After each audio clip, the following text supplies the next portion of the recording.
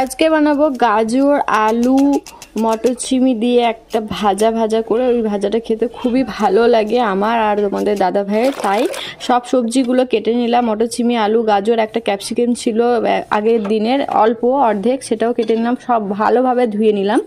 ধুয়ে আর ফার্স্টে দেখতে পেলাম আমি পেঁয়াজটা কেটে নিয়েছি। গাজরটা এত মিষ্টি ছিল যে আমি শুধু মুখে খাচ্ছিলাম। আগের দিনে মাছ ভাজা করলা ভাজা ছিল দেখলে। কড়াইতে তেল দিয়ে দিলাম। এবার আমি পেঁয়াজ যেগুলো কেটে রাখলাম সেই পেঁয়াজগুলো দিয়ে দেবো, একটু গোল্ডেন ব্রাউন করে ভাজা ভাজা করে নেবো পেঁয়াজটা। তারপর সব সবজিগুলো দিয়ে দেবো আর ধনে পাতাও দেবো।